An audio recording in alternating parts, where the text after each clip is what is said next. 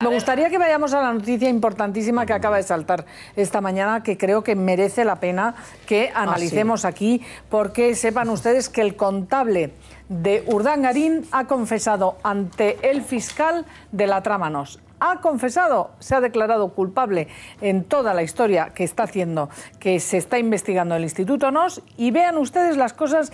Ha reconocido que nunca fue una entidad benéfica y que además funcionaba como una entidad mercantil.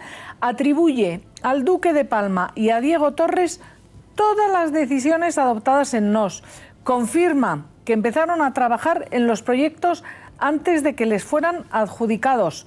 Ratifica que la sociedad Aizón, propiedad de los Duques de Palma, era una pantalla, y admite, cuidado, que Urdangarín y Torres urdieron una trama societaria en paraísos fiscales. Fíjense ustedes, esta es una confesión formal ante la Fiscalía Anticorrupción de todas las irregularidades que se estaban atribuyendo al Instituto NOS, un instituto en teoría sin ánimo de lucro que se llevó hasta 6 millones de las distintas administraciones públicas. Y eso sí, le echa la culpa total y absoluta al Duque de Palma y a Diego Torres.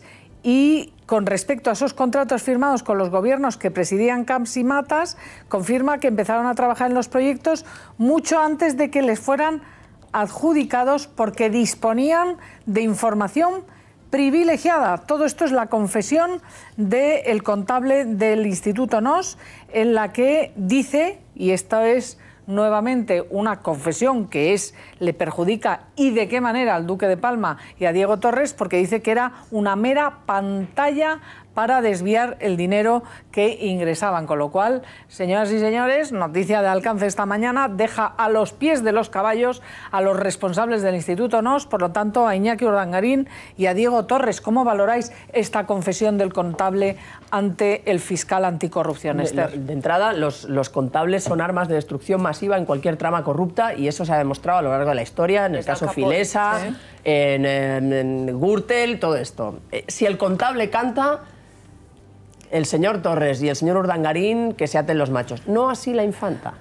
Porque quiero decir que es el señor Orrach el que ha pactado con el contable, y el que sigue manteniendo que aquí lo digo entre comillas, presuntos ampones son Torres y Urdangarín. No, incluso al poner el dedo en ellos, a lo mejor esta declaración a quien beneficia también es directamente a la infanta. Porque él sigue manteniendo su escrito, que supongo que luego ya analizaremos en mayor profundidad, pues que la infanta, en fin, que por ser la esposa de, pues no tiene por qué ser una artífice de la gran estafa. Es decir, yo lo veo bastante color hormiga para los señores Urdangarín y Torres. Dejadme ir dando más detalles, porque este hombre, que es Marco Antonio Tejero, lo que ha hecho es alcanzar un acuerdo de conformidad para intentar que le rebajen la pena que se le imputa a él.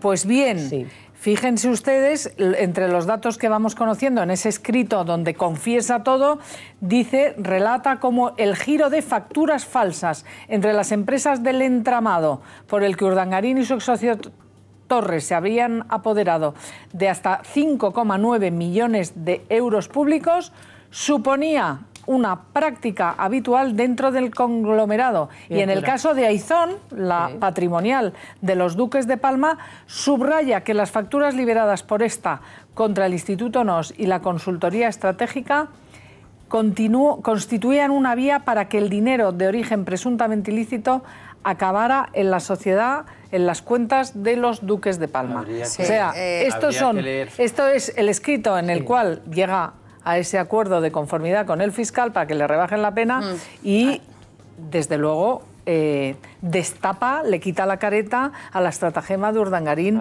y de Diego Torres. Y deberíamos esperar a conocer el detalle del escrito. Si lo estamos conociendo, os lo estoy dando. Es lo que le digo. Es que por eso lo estoy dando en directo. Si hay alguna referencia expresa al papel de doña Cristina. No lo hay. Si no lo hay, si no lo hay, queda la de referencia manifiesto, al papel de doña Cristina está en el recurso. Claro. Y la deja absolutamente al actos del margen. fiscal. Si no lo hay, queda de manifiesto que los muñidores de la trama son el señor Urdangarín y son el señor Torres, y viene a respaldar la posición del fiscal en todo este caso, y viene a avanzar lo que ya... Y fijaros, otro detalle importante, desde luego, en cuanto a la acusación formal o lo que le puede caer a Urdangarín y a Torres, porque desvela cómo el objetivo principal de la trama era lograr la adjudicación de esos 3 ediciones de Valencia Summit y de las 2 del Fórum Islas Baleares, y dice exactamente que se cobró un sobrecoste, que cobraron 5,9 millones de euros, pero que el precio real de esos fórums en realidad fue de 1,6 millones de euros. Es decir, les deja absolutamente en una situación dificilísima. Solo quiero decir una última frase y voy a decir un comentario que me dijeron la semana pasada en pasillos del Congreso, antes de que saliera todo esto, de un alto cargo del Gobierno, y que decía textualmente, porque además había varios periodistas allí: el señor Urdangarín no se va a librar de la cárcel. Dice que las facturas que se giraban entre Urdangarín y su socio Tejero, y su socio, ¿cómo se llamaba? Tejero, ¿no? No, Torres. Tejero es él. El contable, por eso. Bueno, pues entre Torres y Urdangarín, entre Torres y Urdangarín confirma que se giraban facturas falsas. Claro. Cuidado, que es la confirmación de toda la acusación. De toda la trama. Y además dice y que... contratos ficticios. Confiesa que de sociedad, y se lo acabo de decir antes, que de sociedad sin ánimo de lucro, nada de nada, que era con lucro, y vaya que lucro. Estafando a las administraciones públicas, cargándoles sobrecostes. El arrepentido, que es como se llamaría el atenuante que se le va a aplicar, el arrepentimiento no espontáneo, porque el arrepentimiento espontáneo es antes de que se dirija la denuncia o la querella. Pero bueno, el 21.4 admite esa posibilidad de arrepentimiento, de reparación del daño, de confesión en el momento anterior al inicio del juicio oral, por lo tanto, atenuante va a aplicarse con ese escrito de 8 folios que ha presentado, suscrito por ambos. Hay que entender que él es el hermano de Ana María Tejero, persona para la cual el fiscal también recurre su imputación, con lo cual, aunque no puede aparecer en dicho documento, es uno de los actos o de pactos que por esta confesión o esta ayuda el fiscal ha actuado, amén del recurso también contra la imputación, contra el auto de transformación abreviado respecto a doña Cristina. Y en segundo lugar, hablar de que esto no significa una sentencia de conformidad, o sea, esto es un documento anterior a que el fiscal redacte su escrito de acusación, donde tiene que pedir las penas concretas, y luego en el momento del inicio del juicio, es decir, sentados en el banquillo, se le preguntará si está de acuerdo con la sentencia solicitada por el fiscal a este señor, y este señor dirá sí, y se dictará en ese momento la sentencia de conformidad. Esto es algo que hemos visto en muchas películas, el arrepentido que confiesa y por lo tanto pero el momento es legal y le rebajan la pena. Pero hecho, ojo que aquí otra de las cosas que confiesa es todo el entramado, confiesa que se creó un entramado de sociedades en el extranjero para sacar el dinero cobrado a las administraciones públicas. O sea que aquí, a ver qué dice Iñaki Urdangarín. Esto explicaría de alguna manera el recurso del fiscal tan airado. Es decir, porque evidentemente esta negociación ha debido de llevar tiempo y conocerla también el propio juez.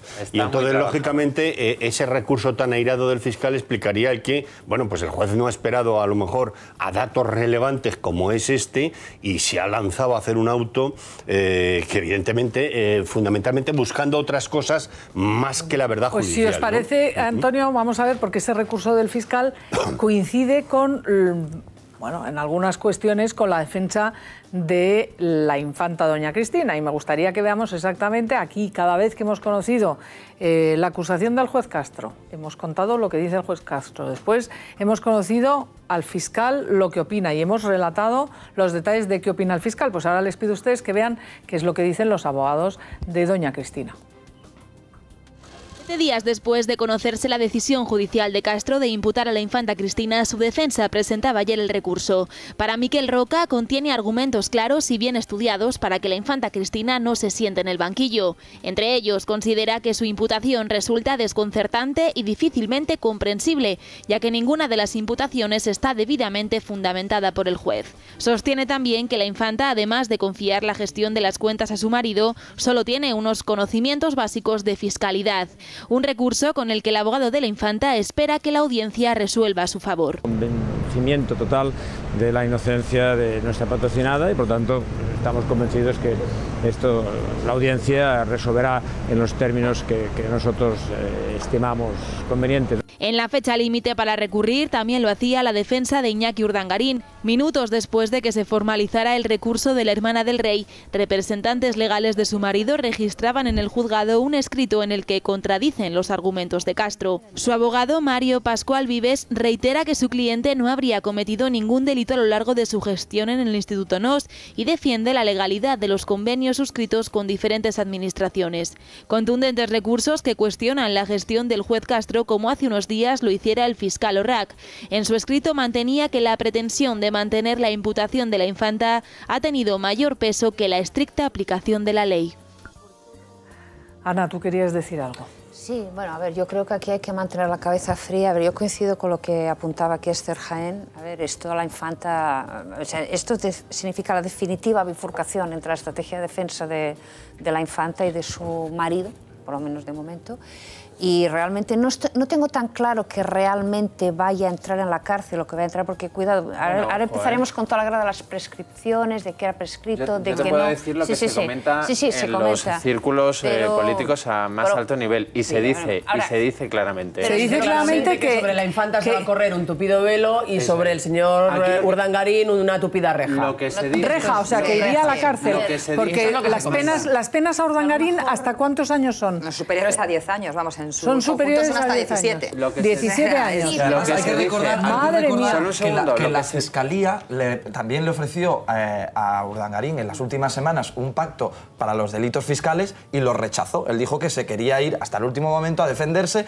Es decir, ese pacto también le hubiera supuesto a él una rebaja. Si hasta el inicio del juicio tiene posibilidad de conformar la pena. Lo que pasa es que tiene que conformar con la pena más grave solicitada por las acusaciones. Entonces, si va a esperar al banquillo a levantarse y a decir, sí, acepto, para que ya usted me dicte sentencia en voz, acepto, lo tiene que hacer con la pena ya más grave de las solicitadas en ese momento. Pero yo le he escuchado, vamos a ver, yo he entrevistado en 13 Televisión a Torres Dulce y ha dicho que no iba a haber ningún pacto de conformidad con Urdangarín ni con Torres. Esto lo ha dicho en esta casa, salvo que haya cambiado de opinión. Sí, pero que no iba a la Fiscalía, no lo iba a... Pero eso fue al hilo de unas informaciones que salieron hace tiempo, que se dijo que ya estaba pactado y que no iban a ir a la cárcel a cambio de volver X dinero y tal, y que estaba todo pactado. Y entiendo que el fiscal dijera, oiga, esto ni es verdad, pero es el derecho de todos los ciudadanos llegar en el momento del juicio a pactar con el fiscal, pero de la pena superior. Y son todas superior a 2. Por eso su momento era este, como Marcos. Solo un apunte. Intentar que la acusación fuera por menos. Solo un apunte, y quiero reiterarlo. Al más alto nivel, en los círculos del Ejecutivo, incluso en determinados círculos judiciales, tú lo decías, Esther, se dice y se confirma que con todas las pruebas que se han hecho públicas y las que no se han hecho públicas, pero se van a conocer, dan a entender que el señor Urdangarín va a pasar un tiempo entre rejas. Y esto te lo dicen muy claramente sin los micrófonos delante. Y es importante también que la audiencia lo sepa. Otra cosa y pactará para que sea menos tiempo en la cárcel. Pero pactará. Vamos 17, pactará 10, 8. De todos modos, tengamos presente que con el nivel de aciertos que tiene muchas veces nuestra clase política y tratándose de asuntos judiciales, evidentemente hay que poner en cuarentena las predicciones que ellos están haciendo. A menos que tengan una información mucho más privilegiada, cosa que me asombraría un poco. Lo que vamos a tener somos nosotros. Entiendo por qué. Mira, acabas de darme el pie. Bueno, ya hemos analizado, creo que suficientemente, esta noticia de última hora, de alcance, urgente.